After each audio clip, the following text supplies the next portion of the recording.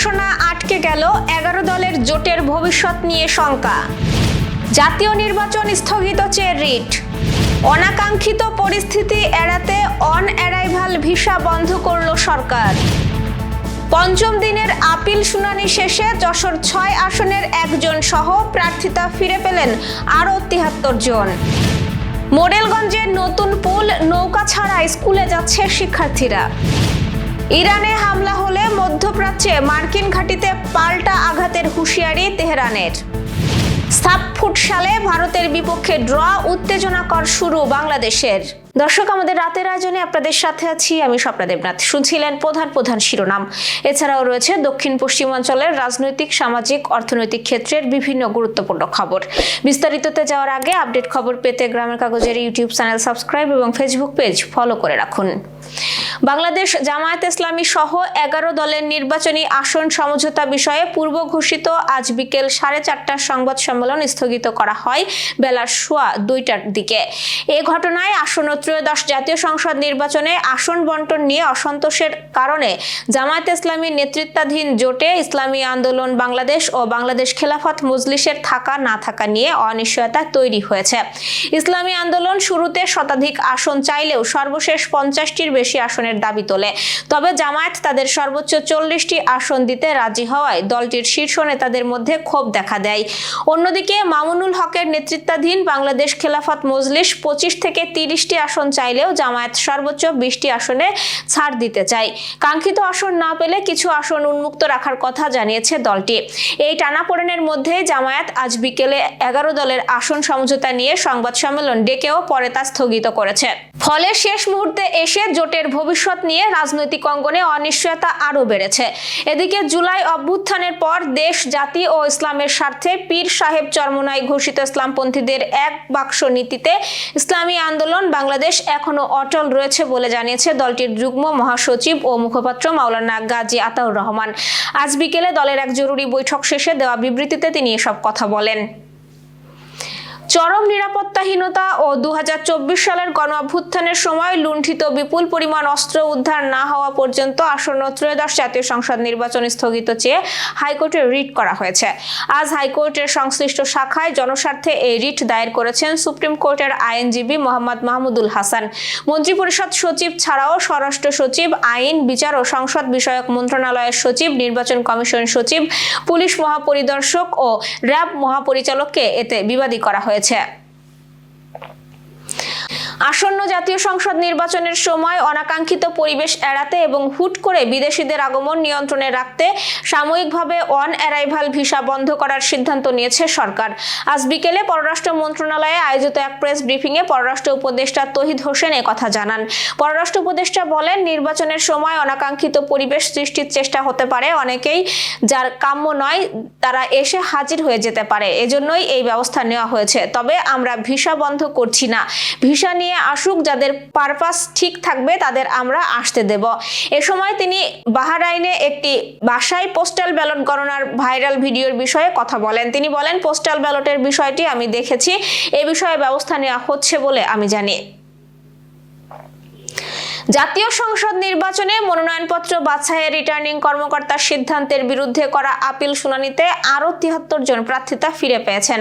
আজ পঞ্চম দিনের আপিল শুনানি অনুষ্ঠিত হয়। নির্বাচন কমিশন জানায়, পঞ্চম দিনে 100 জনের করা আপিলের শুনানি অনুষ্ঠিত হয়। এর মধ্যে 73 জনের মনোনয়ন বৈধ, 17 জনের মনোনয়ন বাতিল বহাল এবং 10 জনের মনোনয়ন স্থগিত করা হয়। এ নিয়ে 5 দিনে 380 জনের করা আপিলের শুনানি হয়েছে। এর মধ্যে 277 জনের মনোনয়ন মঞ্জুর হয়েছে, না মঞ্জুর হয়েছে 81 জনের, আর স্থগিত রয়েছে 23 জনের মনোনয়ন। এদিকে আজকের আপিল শুনানিতে যশোর 6 কেশবপুর আসনে ইসলামী আন্দোলনের হাতপাখা প্রতীকের প্রার্থী গাজী শহীদুল ইসলামের মনোনয়নপত্র বৈধ ঘোষণা করা হয়েছে। যাচাই বাছাই শেষে রিটার্নিং কর্মকর্তা তার মনোনয়নকে আইনগতভাবে সঠিক বলে স্বীকৃতি দেন। দাখিলকৃত কাগজপত্রে কোনো ত্রুটি না থাকায় তিনি আসন্ন জাতীয় সংসদ নির্বাচনে অংশ নেওয়ার সুযোগ পেলেন। মনোনয়ন বৈধ ঘোষণার খবরে সমর্থকদের মধ্যে দেখা গেছে ব্যাপক উৎসাহ, উদ্দীপনা। এবার যশোর সহ আঞ্চলিক সংবাদ। যশোর মনিরামপুরের রাজগঞ্জ শহীদ স্মৃতি বালিকা বিদ্যালয় মাঠে গণভোট উপলক্ষে মক ভোটিং কার্যক্রম হয়েছে। গণভোট 2026 সংসদ নির্বাচন দেশের চাবি আপনার হাতে স্লোগানকে সামনে রেখে আয়োজিত এই কর্মসূচির উদ্বোধন করেন যশোরের জেলা প্রশাসক মোহাম্মদ আশেক হাসান। তিনি বলেন, গণভোট ও নির্বাচন সম্পর্কে জনগণের সঠিক ধারণা থাকা গণতন্ত্রের জন্য অত্যন্ত গুরুত্বপূর্ণ। অনুষ্ঠানে বিশেষ অতিথি ছিলেন মনিরামপুর উপজেলা নির্বাহী কর্মকর্তা সম্রাট হোসেন ও সহকারী কমিশনার ভূমি মাহির দায়ান আমিন। আমাদের প্রতিনিধি অমরেশ বিশ্বাস জানিয়েছেন, মক ভোটিং এ ব্যালট পেপার ব্যবহার, গোপন ভোট কক্ষে প্রবেশ ও ভোট প্রদানের পুরো প্রক্রিয়া হাতে কলমে দেখানো হয়। 40 জন ভোটার এতে অংশ নেন। আয়োজকদের মতে এই আয়োজন মানুষের ভীতি ও বিভ্রান্তি দূর করে গণতান্ত্রিক সচেতনতা বাড়াতে গুরুত্বপূর্ণ ভূমিকা রাখবে। বাগেরহাটের মোরেলগঞ্জের চিংড়াখালী ইউনিয়নে দীর্ঘ 6 মাস ভাঙা সংযোগ পুলের দুর্ভোগে পড়েছিল 4 ইউনিয়নের 10 গ্রামের মানুষ। বালেশ্বর নদীর শাখা খালের ওপর নতুন কাঠের পুল নির্মাণ হওয়ায় অবশেষে স্বস্তি ফিরেছে গ্রামবাসী ও শিক্ষার্থীদের জীবনে। এখন আর নৌকায় পার হতে হয় না চিংড়াখালী মাধ্যমিক বিদ্যালয় ও সরকারি প্রাথমিক বিদ্যালয়ের শতাধিক শিক্ষার্থীকে। আমাদের প্রতিনিধি গণেশ পাল জানিয়েছেন, স্থানীয়দের সহযোগিতায় ও সমাজসেবক আমিনুল ইসলামের আর্থিক সহায়তায় নির্মিত এই পুলে সচল হয়েছে 4 ইউনিয়নের যোগাযোগ ব্যবস্থা। এলাকাবাসীর দাবি, অস্থায়ী কাঠের পুলের স্থানে দ্রুত একটি স্থায়ী ব্রিজ নির্মাণ করা হোক। যশোর অভয়নগর উপজেলার প্রেমবাগ ইউনিয়নে 9টি ওয়ার্ডে 15 জন প্রতিবন্ধীকে হুইল চেয়ার, দুস্থ ও অসহায় 7 জন নারীকে 7টি সেলাই মেশিন ও বনগ্রাম মাধ্যমিক বিদ্যালয়ের অবকাঠামো উন্নয়নে চেয়ার টেবিল বিতরণ করা হয়েছে। ভূমি হস্তান্তর কর, এডিপি ও আন্তঃজেলা খেয়াঘাট এর বরাদ্দের অর্থের আওতায় আজ বিকালে ইউনিয়ন পরিষদ চত্বরে এসব বিতরণ করা হয়।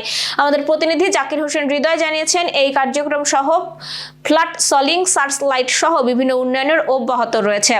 আয়োজনে প্রধান অতিথি ছিলেন উপজেলা নির্বাহী অফিসার শেখ সালাউদ্দিন দীপু। ইউনিয়ন পরিষদের ভারপ্রাপ্ত চেয়ারম্যান জসিম উদ্দিন খোকনের সভাপতিত্বে এই অনুষ্ঠান হয়।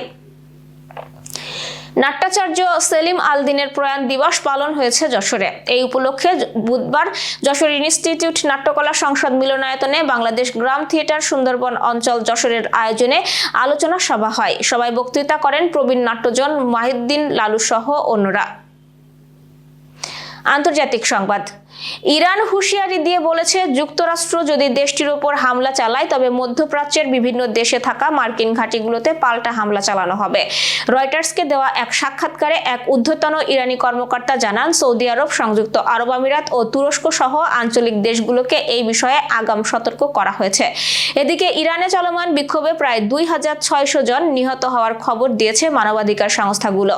পরিস্থিতি আরো উত্তপ্ত হওয়ায় ইরান ও যুক্তরাষ্ট্রের মধ্যে সরাসরি যোগাযোগ স্থগিত রয়েছে। মার্কিন প্রেসিডেন্ট ডোনাল্ড ট্রাম্প বিক্ষোভকারীদের প্রতি সমর্থন জানিয়ে ইরানকে কঠোর ব্যবস্থার হুমকি দেওয়ার পর মধ্যপ্রাচ্যে নতুন করে যুদ্ধের সংখ্যা দেখা দিয়েছে। Renaissance hospital and diagnostic centre. রেনেসাতেই মিলছে কম খরচে উন্নত সেবা। তাই নিশ্চিন্তে আমাদের সেবা নিন, সুস্থ থাকুন। Renaissance hospital and diagnostic centre, সদর হাসপাতাল মোড়, দরাটানা, যশোর। দর্শক, শেষ করব খেলার সংবাদ দিয়ে। ব্যাংককের নানথাবুরি স্টেডিয়ামে সাফ ফুটসালের প্রথম ম্যাচে ভারতের সঙ্গে 4 গোলে ড্র করেছে বাংলাদেশ।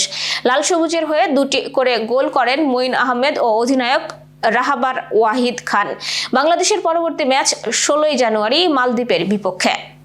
দর্শক, এ ছিল আজকের রাতের আয়োজন। এরপর সকালের খবর দেখার আমন্ত্রণ জানাচ্ছি। শীতে পরিবারের বয়স্ক ও শিশু সদস্যদের বাড়তি যত্ন নিন। সতর্ক থাকুন ডেঙ্গু প্রতিরোধেও। শুভরাত্রি।